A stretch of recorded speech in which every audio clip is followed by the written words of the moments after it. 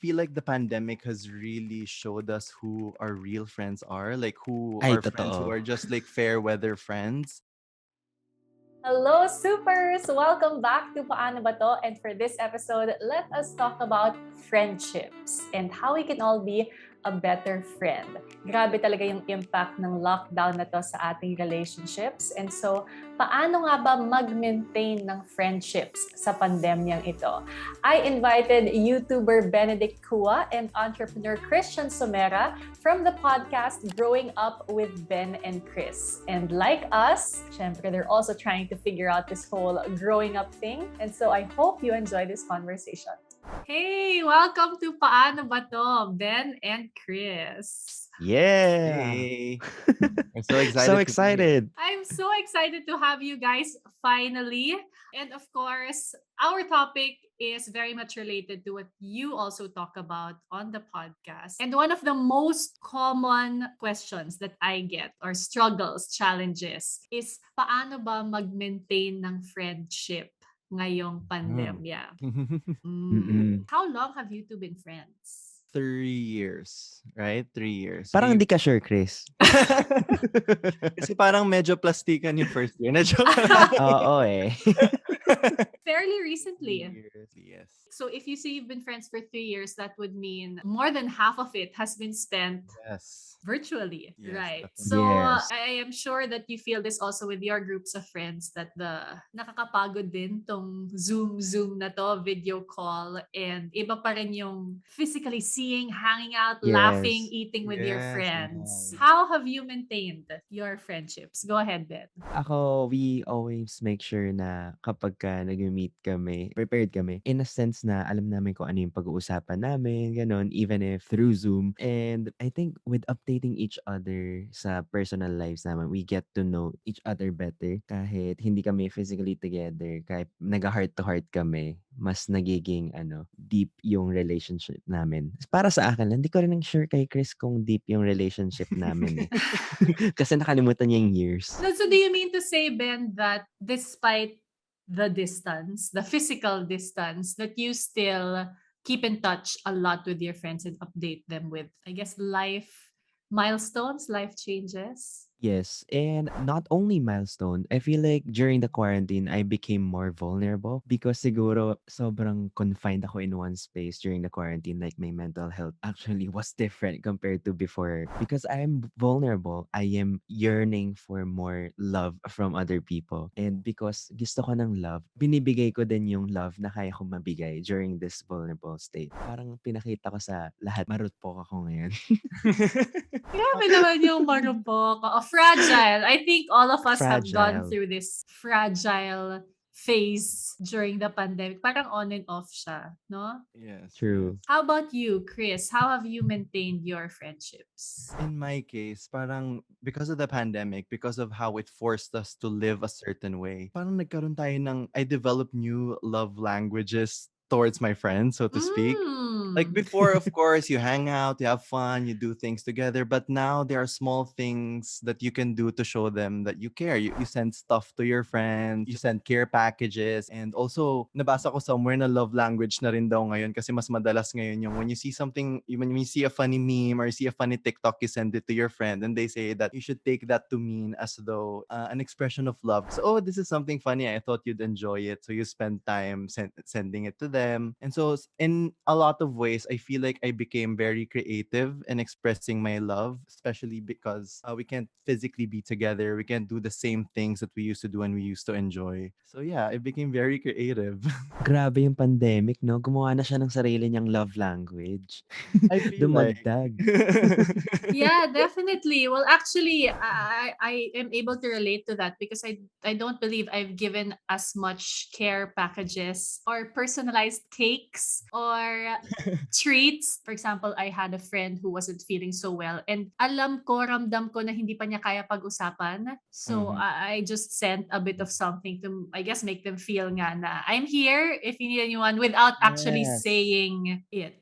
Gesture Yes, lang siya. exactly. You become very, very creative and just find ways to make your friend feel as though you're still, which you actually are, you're still there for them Yeah. despite the distance. Ben, you mentioned mental health, right? And all of us went through some sort of shift in taking care of our mental health. And so, how did you two balance the need to share and open up to others versus the mentality na, shucks, ayoko maging pabigat sa friends ko? That's a real struggle. I think kasi kapag in-instill mo sa sarili mo na magiging pabigat ka, it also creates a different kind of problem. It sometimes manifests in terms of your behavior towards your friends. When you fool yourself na you're okay, you don't want to be a burden, sometimes mas nagiging mainitin yung ulo mo and you just can't explain why you behave like that. Versus being open and being vulnerable as what I mentioned earlier, mas nakaka-create ka ng solution. For me, kasi it's important, and I read this somewhere,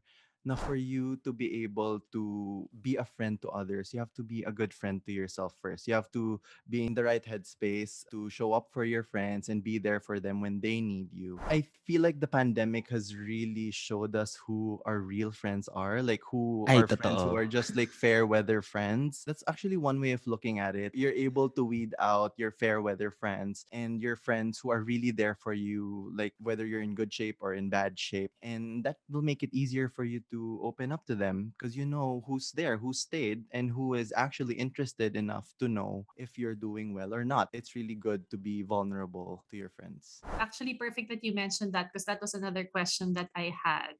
This pandemic, is losing touch with some friends okay? And is it normal that some friendships have grown apart? Ang sakit. Ang sakit. Parang Ang nag-goosebump ako sakit. ng slight. It happened to a lot of us. Yeah, I agree. Sa akin, iyakin talaga ako. As in, Matampuhin siya, Bianca. iyakin lang yung shinare ko, dinagdagan mo pa.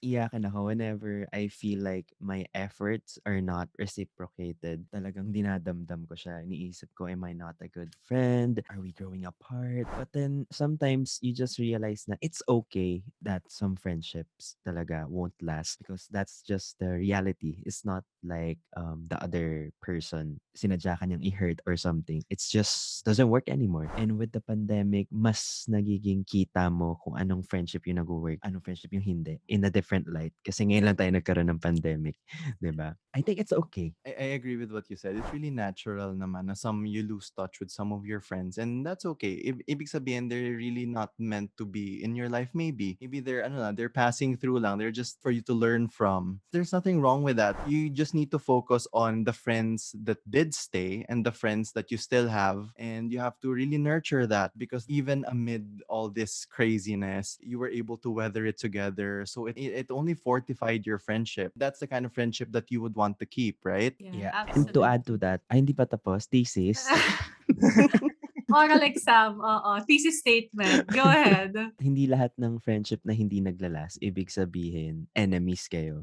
Mm. Sometimes, you learn so much about yourself, about your friends. But ganun lang talaga, sad reality lang siya. Kasi yung iba iniisip nila just because hindi na kayo friends, burned na yung bridges. So, I think that's what we need to realize then. Sometimes it happens and it's okay. Absolutely agree. And I remember I interviewed Lea Salonga recently, and that's what she says. Parang people who pass by our life are there for a reason, a season, or a lifetime. Ay, Yeah. wow, And I ganda was like, nun. totoo. And ang ganda na sinabi niyo na it's not a bad thing and we shouldn't see it as kaaway agad or doesn't mean like wala kayong pinagsamahan. It's just that people grow and evolve, di ba? And that's part of the, I guess, natural progression talaga of things. Okay, I wanted to end with this. We talked about taking care of each other and being there for each other. So to anyone listening to this now who has a friend who's going through something, what is your advice on how we can be there for those friends? For me talaga, listening is a big deal already. It doesn't mean that kailangan mo umambag. Kasi yung ibang tao parang akala nila to be a good friend, kailangan may ma-advise ka. But sometimes, like me, kapag ka sobrang, again, vulnerable ko or sobrang down ako, I have depressive episodes, I just want someone to listen.